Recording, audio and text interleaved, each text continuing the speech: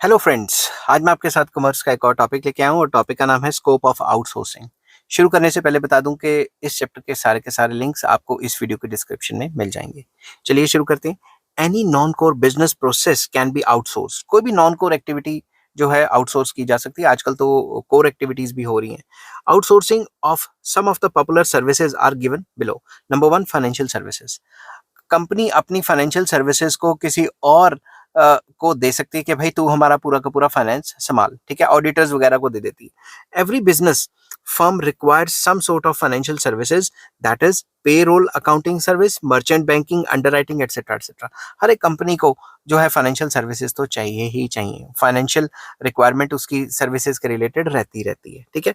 Manufacturing and commercial firms find it more convenient and economical to depend upon outside agencies for various financial services। बड़ी बड़ी कंपनियां, चाहे manufacturing हो, commercial firms हो, वो बड़ी बड़ी जो कंपनियां होती हैं वो ऐसी फाइनेंशियल सर्विसेज के लिए जो है बाकी फर्म्स पे डिपेंडेंट रहती हैं, ठीक है।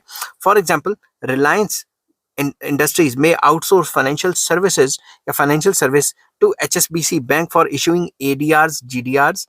ADR होता है अमेरिकन डिपॉजिटरी रिसीट्स, GDR होता है global depository receipts in foreign capital market.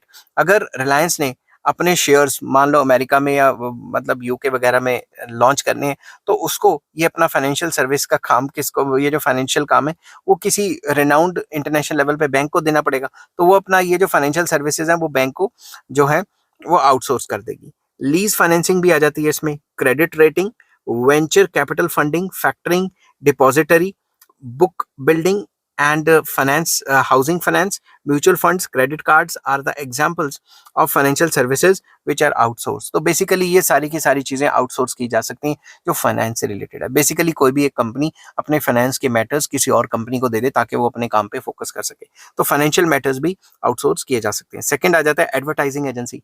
एक कंपनी है वो अपनी एडवर्टाइज करना चाहती है मगर वो उस पर टाइम मनी एफर्ट लगा मतलब ज्यादा टाइम और एफर्ट लगाना नहीं चाहती, वो किसी एडवर्टाइजमेंट एजेंसी को हायर कर लेगी जो उसके बिहाफ पे सारा काम करेगी। Business firms generally depend upon advertising agencies for designing, developing and disseminating advertisements for their products and services. तो जो बड़ी बड़ी कंपनियां हैं या आजकल छोटी कंपनियां भी हैं वो अपनी एडवर्टाइजमेंट के लिए किसी और कंपनियों पर डिपेंड रहती हैं, वो काम वो किसी और को आउटसोर्स कर देती हैं। Some big advertisers such as Coca Cola, Pepsi, Hindustan Lever etcetera have arrangements with advertising agencies. जो बड़ी बड़ी फर्म्स हैं उनके भी हैं, आजकल तो छोटी छोटी फर्म्स के भी हैं। Under this agreement the advertising agency undertakes to provide all services concerning advertising, that is design करती हैं एडवर्टाइजमेंट को, फिल्म प्रोडक्शन भी करती हैं, मीडिया प्लानिंग करती हैं, एटसेट्रा करती हैं, और ये देखती हैं कि रिटर्न ऑन पेमेंट उनको in return for a payment, मतलब सारा काम कर देंगी, एडवर्टाइज करेंगी या वीडियोग्राफी बना लेंगी टीवी के लिए, इंटरनेट के लिए, और उसके बदले पैसे ले लेंगी। समझ के बाद नेक्स्ट आ जाता है courier service. Big business firms have to send letters, parcel, etc. to large numbers। मतलब बड़ी बड़ी फर्म्स को बहुत ज्यादा जो है सामान इधर से उधर भेजना पड़ता है, चिट्ठियां भेजनी पड़ती हैं, लेटर्स भेजनी पड़ती हैं। They make use of services offered by courier firms such as DTH, direct to home, और overnight express etcetera etcetera.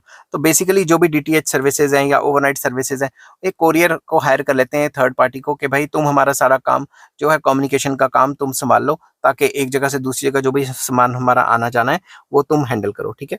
These courier firms collect all articles to be deposited from the offices of the client's firm and dispatch them to their destinations at a much faster speed than the post offices। तो post office से ज्यादा speed पे ये courier services provide की जाती हैं। तो आप इन सर्विसेज को अगर अच्छा बिजनेस चला रहे तो इन सर्विसेज को भी आउटसोर्स कर सकते हैं।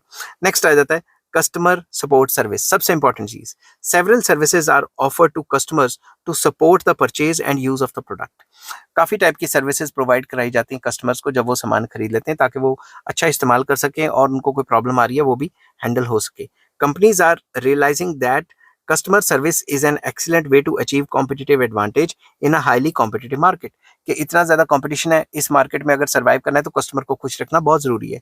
Customers need home delivery service, repair and maintenance services, of consumer durables, information and counseling about the alternative brands that that best meet their needs etcetera etcetera. तो कस्टमर देखते हैं कि भाई कौन सी जो जब भी आप कोई सामान खरीदते हो या कोई कार खरीदते हो या कोई चीज़ खरीदते हो, आप कहते हो सर्विस सेंटर तो आस-पास है ना, तो ऐसी सर्विसेज़ प्रोवाइड कराई जाती हैं।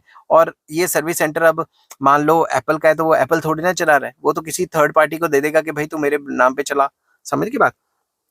Business firms can concentrate on the sales functions by outsourcing customer support services। वो जो भी customer support services है उनको outsource कर सकते हैं। For example, GE Capital and other companies have set up call centers in India to provide support services to their customers in different countries। तो बाहर की कई कंपनियां उन्होंने अपने कस्टमर केयर की सर्विस इंडिया में दी हुई है, तो इंडिया में जो लोगों के पास ऐसा इंफ्रास्ट्रक्चर है उनके साथ वो एग्रीमेंट कर लेते हैं, और जब भी कोई फॉरेनर कॉल करता है तो वो इंडिया या फिर एशियन कंट्रीज पे ही मिलती है। तो कस्टमर सपोर्ट सर्विस को भी हम आउटसोर्स कर सकते हैं। आई होप ये वीडियो आपको पसंद आई होगी। अगर पसंद आती है तो please like, share and subscribe. इस चैप्टर के सारे लिंक्स आपको इस वीडियो के डिस्क्रिप्शन में मिल जाएंगे। Take care, bye bye.